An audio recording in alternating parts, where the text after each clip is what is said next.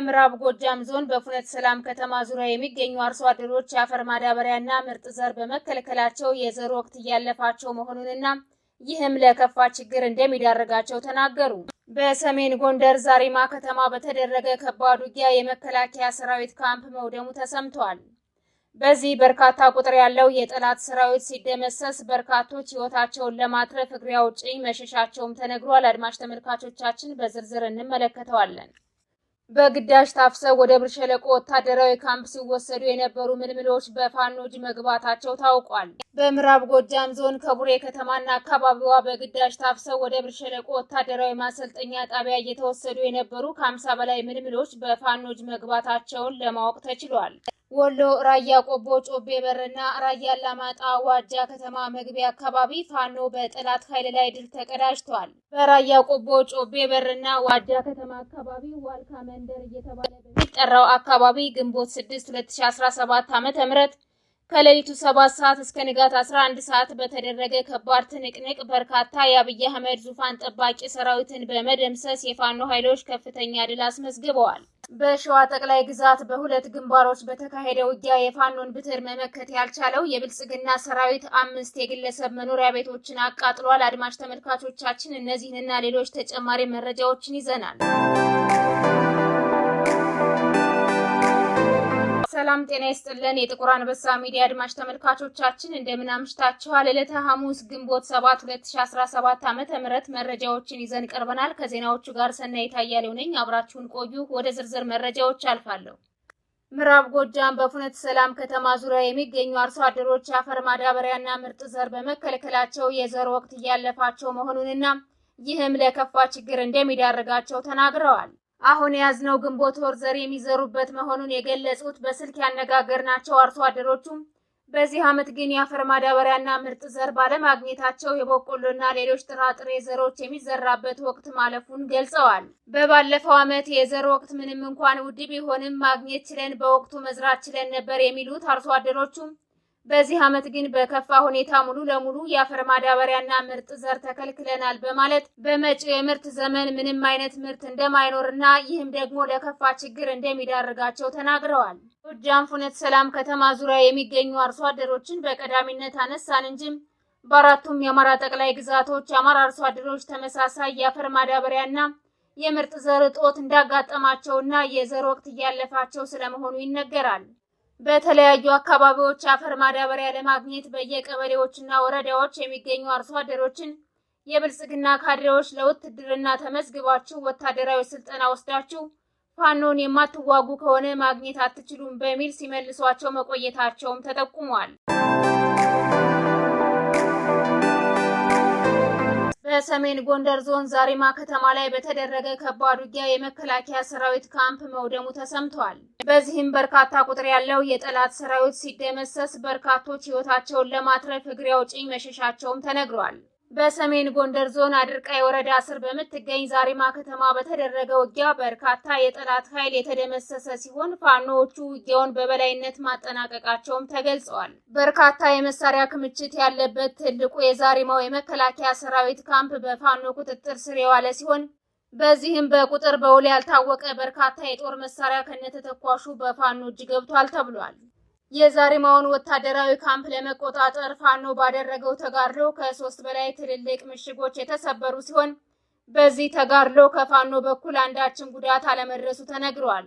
ከተማዋን በቁጥጥር ስር ያዋሉት የፋኖ ኃይሎች ምናልባት ተቆርጦ የቀረ የጠላት ኃይል ካለ በሚል እስከ አመሻሽ ድረስ በከተማዋ እየተዘዋወሩ የአሰሳ ስራ ሲሰሩ ማምሸታቸውም ተጠቁሟል። የፋኖ ኃይሎች የተቆጣጠሩትን ወታደራዊ ካምፕ ዳግም አገልግሎት እንዳይሰጥ ያወደሙት ሲሆን በዚህም የተቃጠሉ ወታደራዊ ቁሳቁሶች ስለመኖራቸው ተነግሯል። ጎንደር በተለያዩ አካባቢዎች እየተደረገ ያለው ተጋድሎ ተጠናክሮ መቀጠሉን የገለጹት የመረጃ ምንጮቻችን የብልጽግና ወራሪ ሰራዊት ፊት ለፊት ፋኖን መግጠም ባለመቻሉ የሚወረውረው የከባድ መሳሪያ ቅንቡላ በማህበረሰቡ ላይ ጉዳት እያደረሰ ይገኛል ተብሏል። አሁን የንጹሃኖች ግድያ እየተለመደ መምጣቱን የሚናገሩት መረጃ ሰጪዎቹ ከሰሞኑ በመተማ የተለያዩ ቀጠናዎች በተደረገ ከባድ ውጊያ ሴቶችን ጨምሮ በርካታ ንጹሃኖች በግፍ መገደላቸውን ገልጸዋል። በግዳጅ ታፍነው ወደ ብር ሸለቆ ወታደራዊ ካምፕ ሊወሰዱ የነበሩ ምልምሎች በፋኖች መግባታቸው ተሰምቷል። በምዕራብ ጎጃም ዞን ከቡሬ ከተማና አካባቢዋ በግዳጅ ታፍሰው ወደ ብር ሸለቆ ወታደራዊ ማሰልጠኛ ጣቢያ እየተወሰዱ የነበሩ ከ50 በላይ ምልምሎች በፋኖች መግባታቸውን ለማወቅ ተችሏል። በአካባቢው የሚንቀሳቀሰው የፋኖ ኃይል ታዳጊዎችና ወጣቶች ታፍነው ወደ ብር ሸለቆ ሊወሰዱ መንገድ መጀመራቸውን የደረሰበት ሲሆን በዚህም ምልምሎቹ ብር ሸለቆ ከመድረሳቸው በፊት እርምጃ በመውሰድ ሁሉንም ከእገታ ማስለቀቅ ችሏል። የፋኖ አባላቱ ከቡሬ ወደ ብር ሸለቆ በሚወስደው አውራ ጎዳና ላይ ልዩ ስሙ ዋንገዳም ተብሎ በሚጠራው አካባቢ ላይ ደፈጣ በመያዝ ተኩስ የከፈቱ ሲሆን በዚህም ምልምሎችን አጅበው ሲጓዙ ከነበሩ ወታደሮች መካከል በርካቶች ተደምስሰዋል ሲሉ የመረጃ ምንጮች ገልጸዋል። የፋኖ አባላቱ ምልምል ወታደሮች ላይ አንዳችም ጉዳት ሳይደርስ በወሰዱት ጥንቃቄ የተሞላበት እርምጃ አጃቢ ወታደሮችን ነጥሎ በመምታት ከ50 በላይ ታፋኝ ታዳጊ ወጣቶችን ነፃ ማውጣት ችለዋል። ወሎ ራያ ቆቦ ጮቤ በርና ራያ አላማጣ ዋጃ ከተማ መግቢያ አካባቢ ፋኖ በጠላት ኃይል ላይ ድል ተቀዳጅቷል።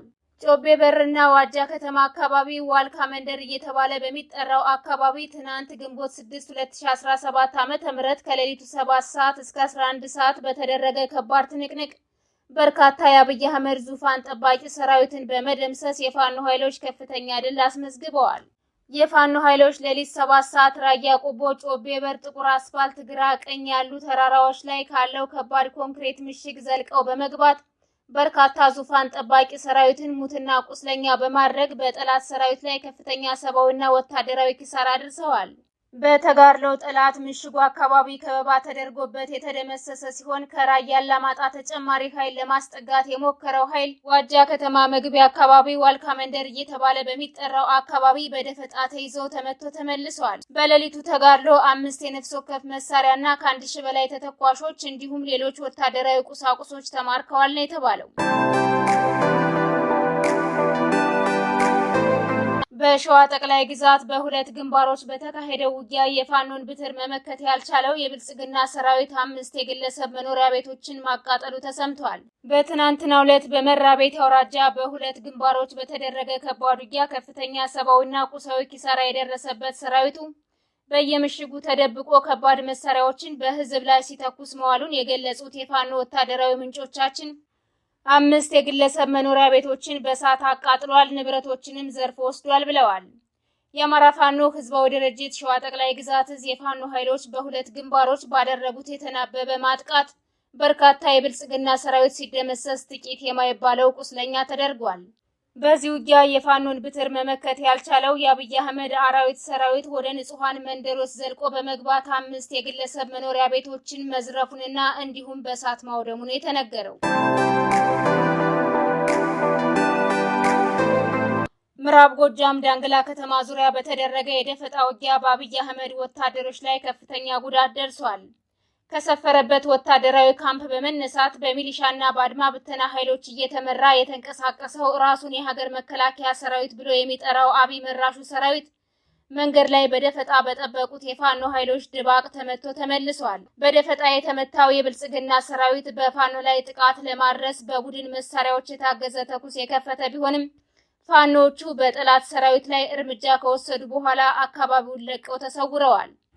ዛሬም በጎጃም ቀጠና በተለያዩ አካባቢዎች ተመሳሳይ የደፈጣ ውጊያዎች ሲካሄዱ የዋሉ ሲሆን አብይ መራሹ ሰራዊት በህዝብ ላይ የከባድ መሳሪያ ቅንቡላ ከማስወንጨፍ ባለፈ በፋኖ ኃይሎች ላይ ምንም አይነት ጥቃት ማድረስ ሳይችል ቀርቷል ብለዋል። በገባበት አውደ ውጊያ ሁሉ ሽንፈት እያስተናገደ የሚገኘው የብልጽግና አራዊት ሰራዊት በህዝብ ላይ የበቀል ብትሩን ማሳረፉን የቀጠለ ቢሆንም የታጠቀውን የፋኖ ኃይል ማጥቃት ሳይችል ቀርቷል።